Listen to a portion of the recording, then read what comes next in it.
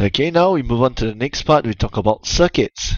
Now we talk about electrical circuits as a network, but how can the networks be arranged? How can the circuits be arranged? There's two ways we can do it. We have the series and we have the parallel.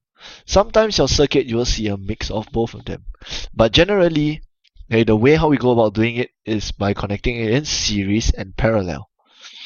So, for series circuit, now series circuit, all the electrical components are connected in a single loop.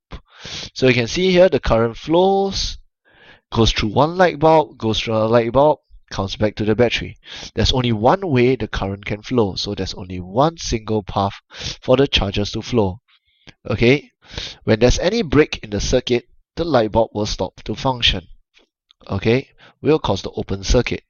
So you can see here series current only has one way to flow, and when there's a break, the current will stop flowing.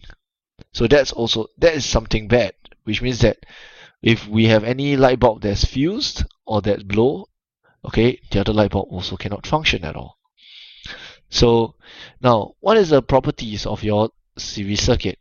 One of the things is that the current flowing is the same at every point in the circuit. So for example, the emitter 1 here, I measure the current is maybe equals to 1 ampere.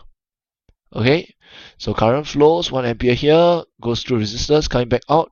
The current here, okay, is also 1 ampere. You can see the current at 1 and the current at 2, A1, I1, I2, okay, they're the same. They give the same reading because the current at the 2 points are the same.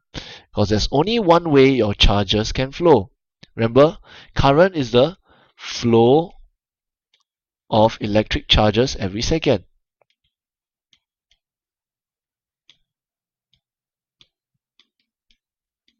So imagine, okay, I have maybe one charge flowing here every second, one charge flowing, one charge. It goes through the resistor. Cannot be possibly the charge disappear, isn't it? Okay, your charge do not disappear just like this. Okay, so the charge flows as it goes through resistor. It's still a single charge flowing, still a single charge, and it goes back to a battery. Okay, the charge do not disappear. So you can see that the flow of the charges, if it's one charge every second, at every single point of this circuit, it will be one charge every second. Okay, now for voltage here, it's slightly different. Okay, it's not the same throughout. Instead, the voltage will actually split between the various components. So now, example. Okay, I have a charge that's flowing here. Okay, imagine I have a charge flowing here. It has maybe 9 joules of electric energy. Okay, 9 joules per charge. Okay, maybe you say 9 volts. Okay, 9 volts. This charge has electrical energy equals to 9 volts. As it flows here, comes through here, okay, this charge still has 9 volts of energy because none of the energy is used up. But after it has flowed through resistance 1, okay, you can think of it such that some of the energy will be used up. So the charge here, now, it will not have 9 volts anymore.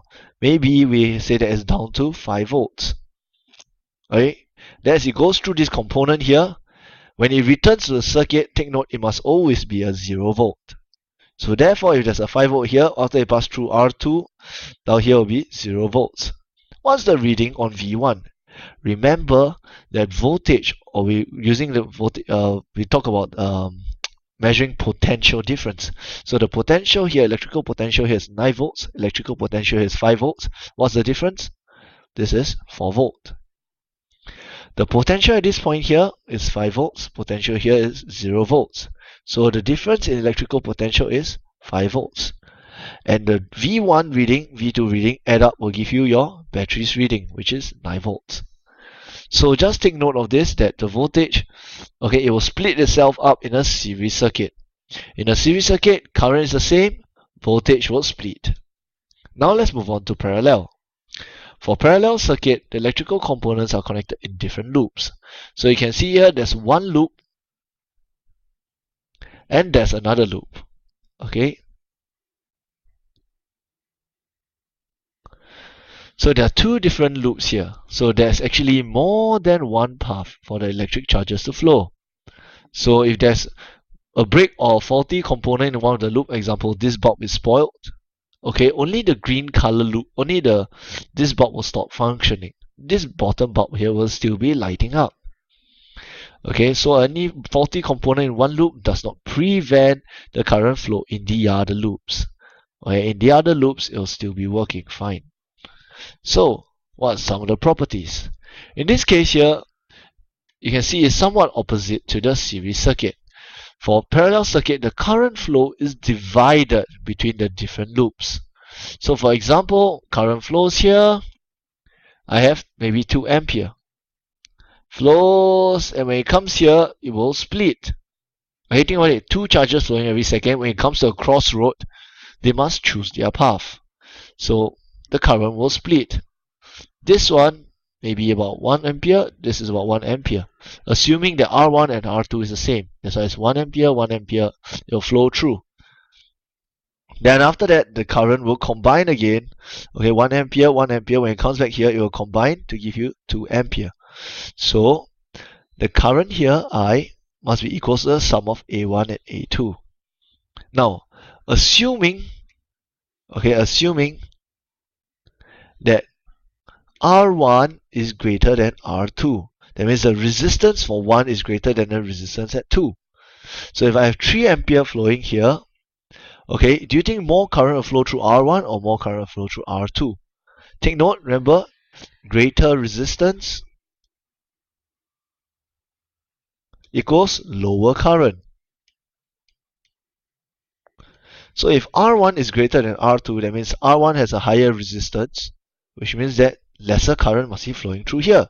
So in actual fact, A1 may be about 1 ampere, and A2 you'll read the reading as 2 ampere. And when it combines back, it will give you 3 ampere again. So you can see here that in parallel circuit, the current flow is divided. However, the voltmeter, okay, the voltage across each parallel loop is the same. Everyone is the same. Why? Imagine I have a charge flowing here. It starts off with 9 volts. Come through here, it's still 9 volts. Come to here, it is still 9 volts. Come to here, it is still 9 volts. Why? Because no energy is being used up here. The charge has not flowed through any electrical components. That's why every single point over here is 9 volts. But once it passes through the resistance, it's heading back to the battery. I know that the battery here, when it comes back in, it must be 0 volts. So if this is 9 volt over here, okay, after it's passed through resistance, it's directly going back to the battery. So here must be 0 volts. Here must also be 0 volts. And what's my reading across V1? What's the difference in potential? 9 volts. Difference in potential, 9 volts. So you can see that the voltage across the battery is equivalent to the voltage across 1 and the voltage across 2, because this is a parallel circuit. Only when the charge has flowed through an electrical component does the voltage drop. Okay, or I should say does the voltage get used up. So drawing comparison here, we have our, okay, let me get a new slide. Okay, for series circuit, just a little summary. Your current is the same throughout the circuit, throughout the loop. Okay, your voltage splits. Voltage splits between components.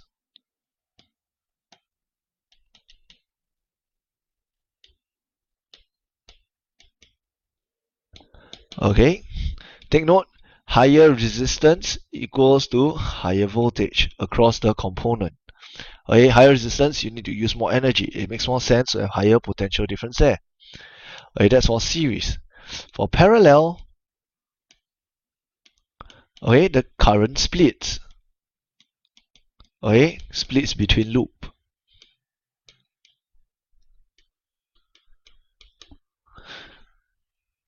Okay, this one, the higher the resistance in the loop equals to the lower the current in the loop. Okay, this is with regards to the loop, not the electrical component.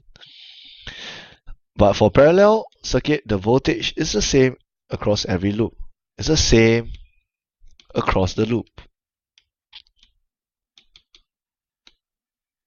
So this wraps up the summary with regards to the current and potential difference.